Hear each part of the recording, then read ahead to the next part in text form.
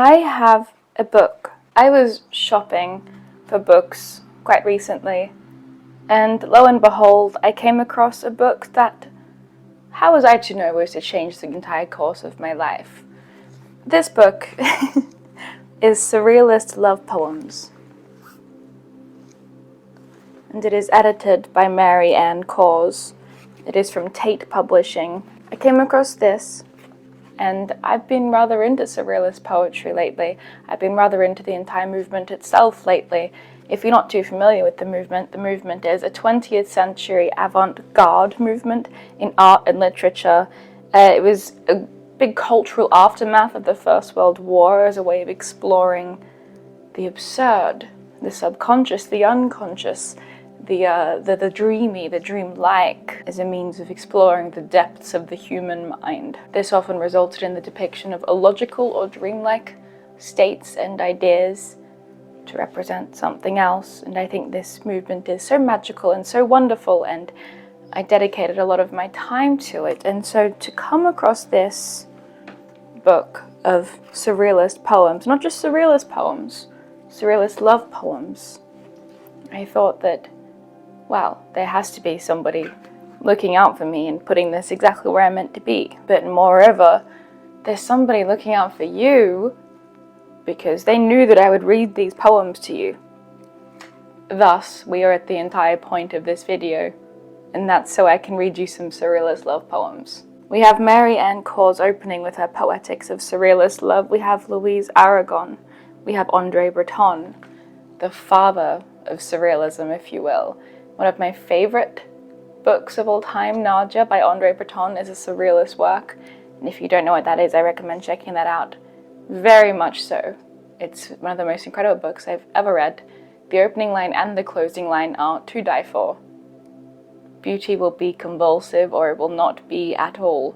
I'll never forget that. I'm going to read you the opening paragraph of the introduction just because I think it's really lovely and really beautiful and explains a lot about this book in itself and the curation. In the beginning was an initial inspiring rage, down with everything bourgeois, everything to do with the dull past. Surrealism sprang up in opposition to logic, the fundamental principle of bourgeois thinking characteristic of those whom the 19th century poet Arthur Rimbaud, beloved by the Surrealists, called les assis, the seated ones.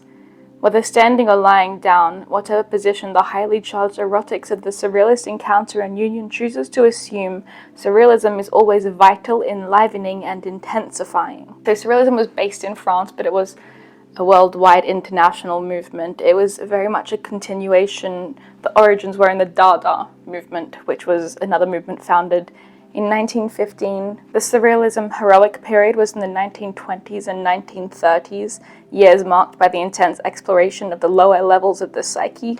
This was very much when Freud was very prominent in the world in the world of psychology, and the Surrealists, especially Andre Breton, absolutely adored Freud, was fascinated by Freud, made it his life's ambition to visit Freud and get Freud's blessing on the art that he was creating, and Freud didn't want a part of it.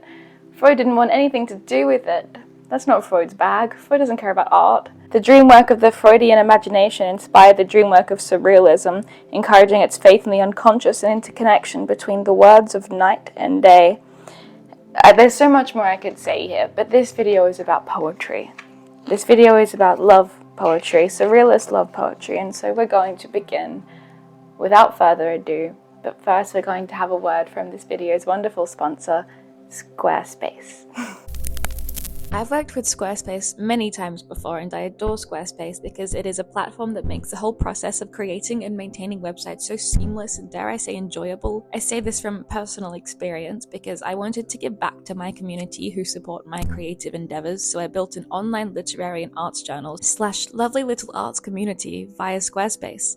You can submit your poetry, fiction, art, and essays to me based on the monthly prompts, and I just might publish your work. Squarespace is so great for turning passion projects into professional projects and morphing dreams and concepts into tangible realities. This is done simply by the Fluid Engine design system and Squarespace Blueprint, which is a guided design system to assist you in crafting a completely personalized website. There's elements I'm excited to eventually incorporate, like an online store with flexible payments. It's all so fun and easy to design, and you can so easily set up your own site too. Head to squarespace.com/Dakota Warren to save 10% off your first purchase of a website or domain using code Dakota Warren. These aren't really in a particular order, and I am really picking and choosing based on what I please. So this first poem is from Andre Breton, and it is called I Dream I See Your Image. I dream I see your image indefinitely imposed upon itself. You are seated on the high coral stool before your mirror still in its first quarter, 2 fingers on the water wing of your comb, and at the same time you are returning from a trip, lingering lost in the grotto, streaming with sparks. You do not know me. You are lying on the bed. You wake where you fall asleep. You wake where you fall asleep, or elsewhere you are naked in the elderberry. Still bounces 1,000 elderberries buzz above you, so light that at every moment, unbeknownst to you, your breath, your blood saved from the air's mad juggling. You cross the street. The cars that rush at you turn to a shadow, and the same child, caught in a bellow of spangles, you are skipping rope. Until atop the unseen stairs appears the soul green butterfly that haunts the Asian peaks. I caress all that you were, in all that you still will be. I hear your countless arms whistling tunefully. Snake unique in all the trees in your arms, turn the crystal of the rose of winds, my living fountain of Shiva.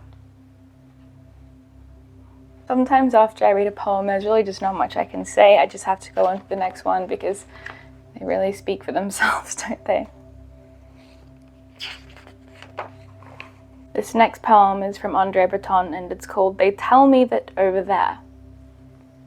They tell me that over there the beaches are black, from the lava running to the sea, stretched out at the foot of a great peak, smoking with snow, under a second sun of wild canaries. So what is this far-off land seeming to take its light from your life? It trembles very real at the tip of your lashes, sweet to your carnation like an intangible linen, freshly pulled from the half-open trunk of the ages. Behind you, casting its last somber fires between your legs, the earth of the lost paradise, glass of shadows, mirror of love, and lower towards your arms opening, on the proof by springtime of afterwards, of evils not existing, or the flowering apple tree of the sea. This next poem is from Jacques Bernard Brunias, and it's called I Love. I love sliding, I love upsetting everything, I love coming in, I love sighing, I love taming the furtive manes of hair, I love hot, I love tenuous, I love supple, I love infernal, I love sugared but elastic, the curtain of springs turning to glass, I love pearl, I love skin, I love tempest, I love pupil, I love benevolent seal, long distance swimmer, I love oval, I love struggling, I love shining, I love breaking, I love the smoking sport, silk vanilla, mouth to mouth, I love blue, I love known, knowing, I love lazy, I love spherical, I love liquid beating drums, sun if it wavers, I love to the left, I love in the fire, I love because, I love at the edges, I love forever, many times, just one, I love freely, I love especially, I love separately, I love scandalously, I love similarly, obscurely, uniquely, hopingly, I love, I shall love. This next poem is from Amy Césaire, and it's called The Automatic Crystal. Hello, hello, night again. Don't worry about it. This is your caveman speaking. Grasshoppers whose life is as dizzy as their death green lagoon, water even drowned. That will never be my color. Thinking of you, I have to pawn all my words, a whole stream of bathing beauties in their sleds as the day grows gold as their bread and the wine of your breasts. Hello, hello. I'd like to be on the earth's bright underside. The tip of your breast looks and tastes like that. Hello, hello, night again. The rain has grave digger fingers, the rain tripping over itself on the roofs, the rain ate the sun with chopsticks. Hello, hello, in growth of a crystal, it's you.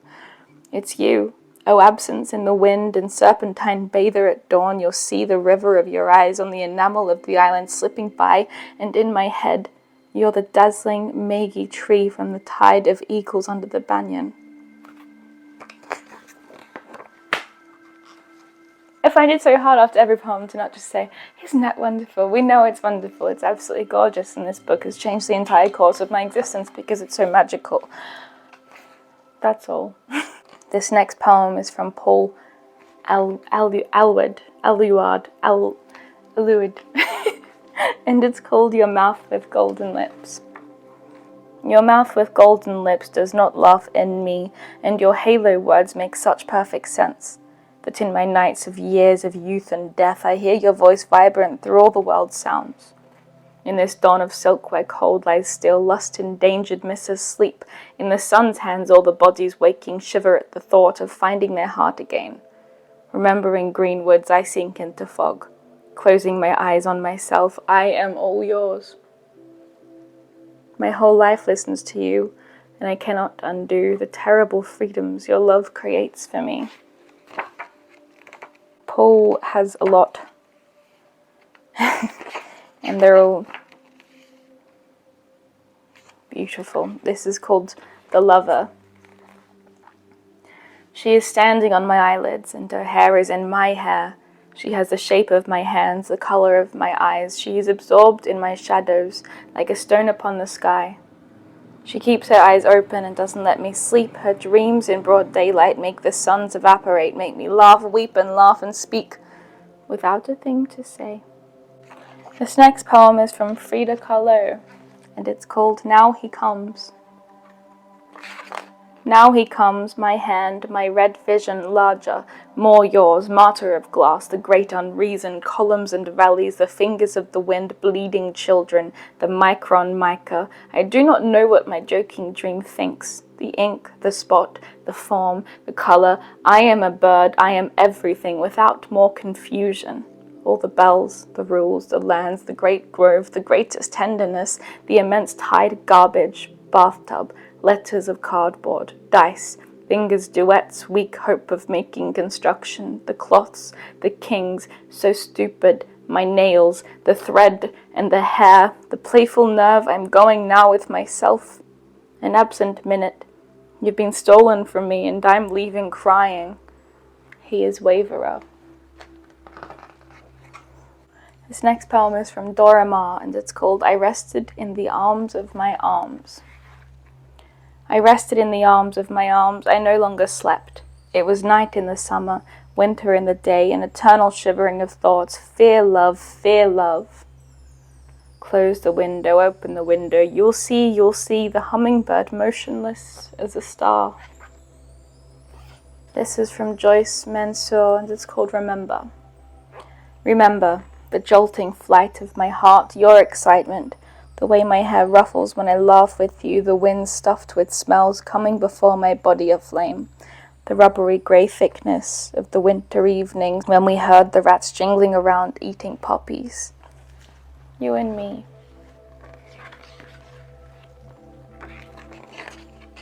This next poem is from Philippe Soupault, and it's called Georgia. I'm not sleeping, Georgia. I'm shooting arrows into the night, Georgia. I'm awaiting, Georgia. I'm thinking, Georgia. The fire is like the snow, Georgia. The night is my neighbor, Georgia. I'm listening to every single sound, Georgia. I see the smoke rising and flying off, Georgia. I'm walking like a wolf in the shadow, Georgia. I'm running here in the streets of the suburbs, Georgia. Here's a town which is the same and that I don't know, Georgia. I'm rushing, here's the wind, Georgia, and the cold and the silence and the fear, Georgia. I'm fleeing, Georgia. I'm running, Georgia. The clouds are low, they're about to fall, Georgia. I stretch out my arms, Georgia. I don't close my eyes, Georgia. I call, Georgia. I cry, Georgia. I call, Georgia. I call you, Georgia. Will you come, Georgia? Soon, Georgia. Georgia, Georgia, Georgia, Georgia. I'm not sleeping, Georgia. I'm waiting for you, Georgia. I love poems that read like they're really being screamed.